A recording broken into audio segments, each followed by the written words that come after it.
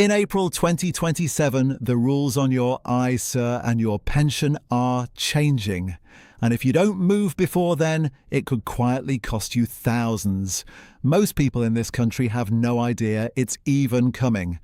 But here's the bit that should make you sit up. Right now, there are more than 5,000 ISA millionaires in the UK. Ordinary people who've built a 7-figure pot completely tax-free. And here's the kicker. Roughly 2 in 3 of them made 0 trades last year. They didn't day trade. They didn't pick hot stocks. They just kept feeding the same account month after month and let it compound. That's the whole game. And it's exactly that game these changes are about to rewrite. Just a quick reminder. Nothing in this video is financial advice, it's purely for educational purposes, and you should always do your own research before making any financial decisions. Before we get into it, if you like this stuff explained simply, no jargon, nobody trying to sell you anything, do me a favor and hit like and subscribe. Every single week, I break UK investing down into steps anyone can actually follow. Let's start with the ISA. Right now, in the 2026-27 tax year, you've got a £20,000 ISA allowance. 20 grand a year you can shelter from tax completely. That total isn't changing. What is changing is this. From April 2027, the amount you're allowed to hold in cash inside an ISA gets capped at £12,000. Anything above that has to be invested in a stocks and shares ISA to keep its tax-free status. So let me explain the stocks and shares ISA simply, because this is the part that matters. A cash ISA sits there earning a bit of interest. A stocks and shares ISA is where your money actually goes to work, buying funds and shares across the whole market. And over the long run, invested money has massively outpaced cash sitting in a savings account. Here's why that nudge actually matters to you. Say you leave £12,000 sitting in cash. If it's quietly losing around 3% a year to inflation, which is roughly what cash does, then in 10 years that 12 grand has the spending power of about 8,800. You didn't lose it on paper. It just quietly bled. Cash feels safe, and honestly, that's the trap. And there's more to the change. To stop people gaming it, there's a new 22% charge coming on, interest earned from cash you leave sitting inside a stocks and shares ISA. And they're blocking the under 65s from shifting money out of other ISAs back into a cash ISA. So the direction of travel is obvious. They want you invested, not hoarding cash. Now the bigger one, your pension. For years it's been one of the most tax-efficient things you can own in this country. And honestly, one of the smartest ways to pass money on. From April 2027, that changes. Unused pension pots get pulled into your estate for inheritance tax.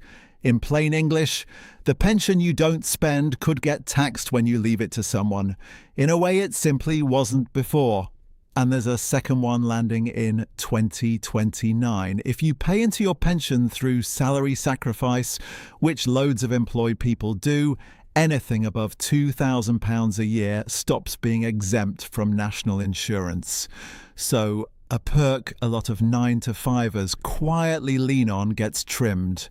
And here's the one nobody's shouting about, the one already happening right now.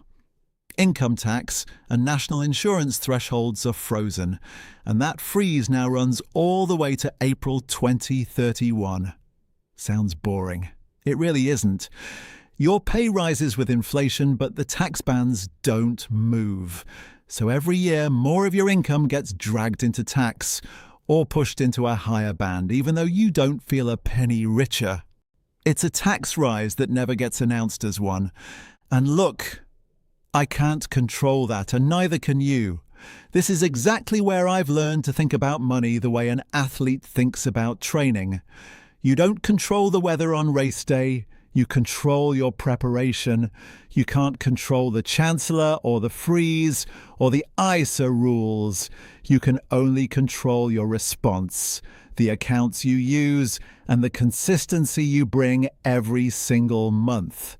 So what do you actually do before April 2027? 5 moves. First, if you've been sitting in cash, start shifting towards a stocks and shares ISA now, before that 12,000 cap forces your hand. If you want a low-cost place to do it in the UK, look at the likes of Trading 212, Invest Engine, Vanguard, Lightyear or Freetrade. Low fees, broad funds, and you can set it and forget it. Second, claim every penny of your employer pension match. If they match your contributions and you're not taking it, you're literally turning down a pay rise. Go and check your rate this week. Third, use as much of this year's £20,000 ISA allowance as you realistically can. And you don't need to be rich for this to work. £200 a month at a historical average of around 7% is roughly £34,500 in 10 years. Leave it running for 25 and it's about 160,000. That's not a windfall, that's just consistency doing the heavy lifting. Not guaranteed, returns are never a straight line, but that's the shape of it. Fourth, get clear on where your pension actually goes when you're gone, now that inheritance tax is coming for it. A 5-minute conversation now beats a nasty surprise for the people you leave it to. And the last one, the one that quietly does everything, automate it. Set up a standing order for the day after payday, so you pay your future self first before life spends the money for you. Same amount every month, no decisions to make. That is exactly how those 5,000 ISA millionaires did it. Not intensity, consistency. Always pay yourself first. One quick thing on timing. The Bank of England recently held the base rate at 3.75%, with the next decision due in September. So savings rates are still fairly strong for now, but they won't stay high forever. If you're going to lock one in, don't sit on your hands so quickly. From April 2027, your cash ISA gets capped at 12 grand. Your pension gets pulled into inheritance tax, and those frozen tax bands are draining you right now. None of it is in your control, but your response completely is. So here's your one job today. Pick a single move. Open the stocks and shares ISA, check your pension match, or set up that standing order.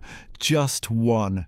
Because the people who actually win this aren't the ones who did something dramatic once. They're the ones who did the small, boring thing over and over until it quietly made them free. Go and do that one thing today, and I'll see you in the next one.